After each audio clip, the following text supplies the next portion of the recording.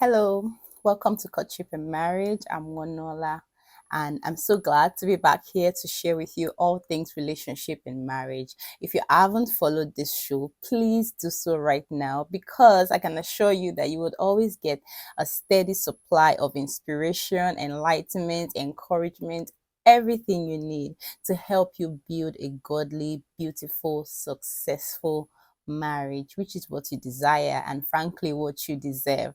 So follow this show, make it a date with me every Saturday to listen in and get all the inspiration you need to make your relationship better. Right. Today we're going to be talking about a very interesting topic, which is about a boyfriend or a girlfriend who is constantly borrowing money. I know that the economy is wonderful, right? But borrowing is still a very shaky foundation for you to build a life, not to talk of a marriage, a home, a family on, right? Nobody wants to get into marriage with a truckload of debt, right? You don't want to get into marriage and the first few years, all you're trying to do is clear off debts. Because when are you going to start establishing yourself? When are you going to start preparing for kids, right? When are you going to make investments, to dig deep, to have something for yourself if all that you're doing is clearing off debt, right? So no matter how the economy may be, borrowing is not, or remaining in debt rather, is not something that anybody would want. And borrowing is the fastest way to incur debt. In fact, it's the only way to incur debt. So how do you handle a situation whereby your boyfriend, your girlfriend is always borrowing money from you, and maybe even not just from you, from other people? There are a couple of questions I want you to ask and a few things that you can do to handle the situation. And the first thing is to ask yourself, not the person, is borrowing an habit for this person? Has borrowing become a mindset? Has borrowing become a lifestyle for this person? And you know this by observation, right? You observe them. Do they just like to borrow? Even when they still have something, but they feel like it will not be enough, or they feel like they would eventually run out, so they quickly go to borrow. Right? Because there are some people that borrowing has just become a way of life. Borrowing is a pattern, so you want to first of all check that out. Do they borrow habitually?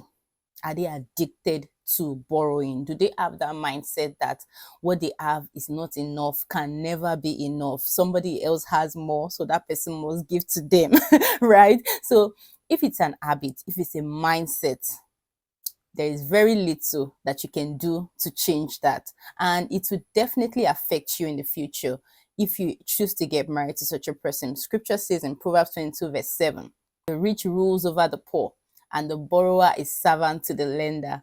You don't want to establish a union with somebody who is going to stay perpetually a servant. It's somebody who is going to stay perpetually under. There's a Yoruba proverb that says that, okay, lowa funi manwa. That means that the person who gives, the person's hand will always be on top.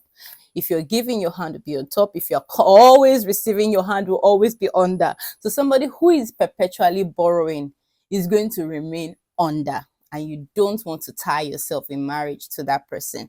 So first of all, check for a pattern. Is this a pattern of borrowing? Does this person just have a mindset that unless they borrow, they cannot be sufficient?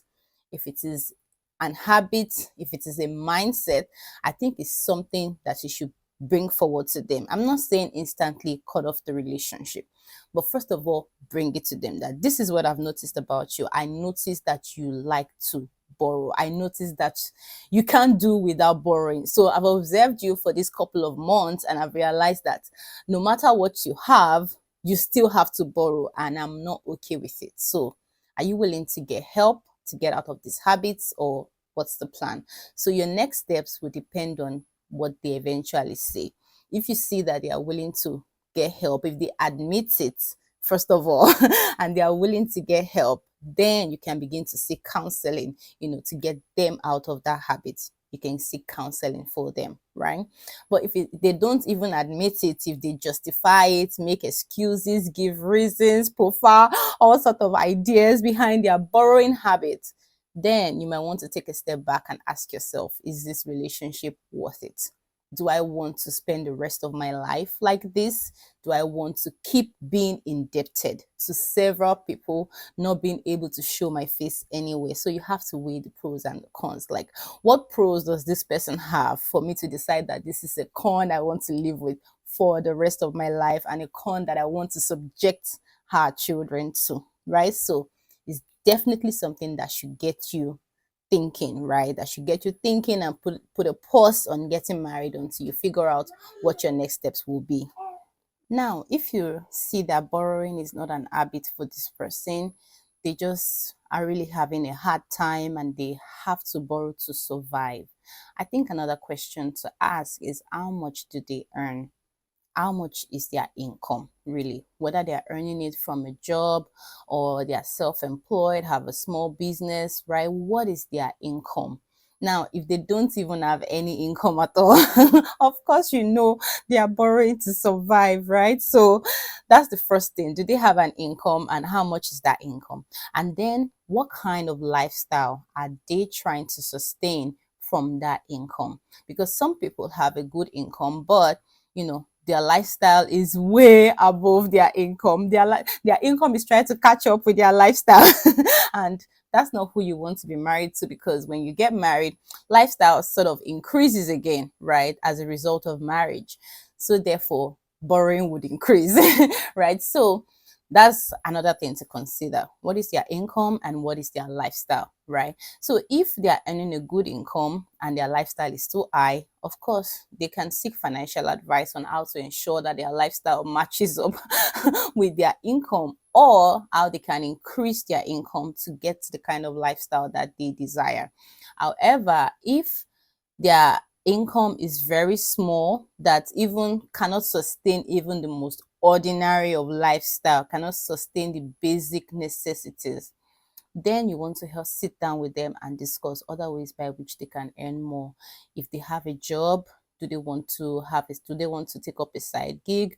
Do they want to start a small business? Do they want to offer services? Because starting a business will require capital again, but do they want to offer services like drive for ride share or things like that? Whatever other service that they can offer that can bring in extra income, and then they can build from there. So if it's not an habit, if it's just because of life situation and circumstances, you can sit down with them and plan together that, okay, I noticed that you borrow money because you don't have enough. You will have more.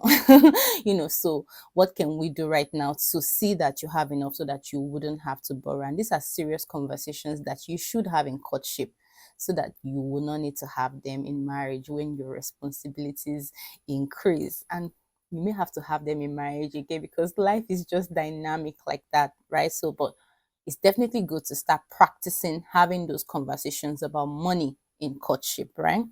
Another thing that you can do is to support them, but not monetarily. You don't want to keep giving them money, because then that doesn't really help, right? So you want to support them. You want to provide financial advice for them. You want to, give them access to financial advice. You want to get them books on finances.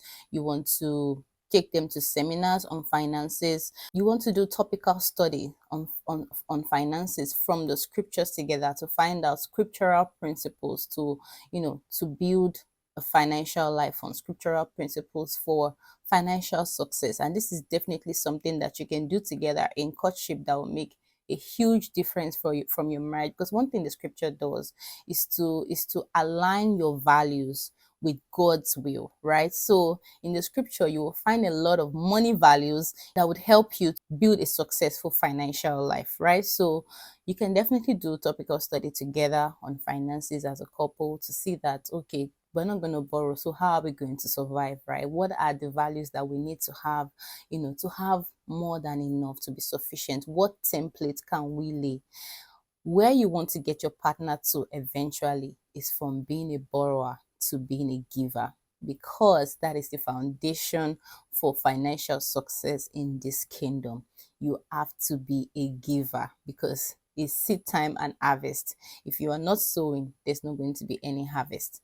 If you are not giving, there's nothing for God to bless. I specifically like that scripture in 2 Corinthians chapter 9 verse 8.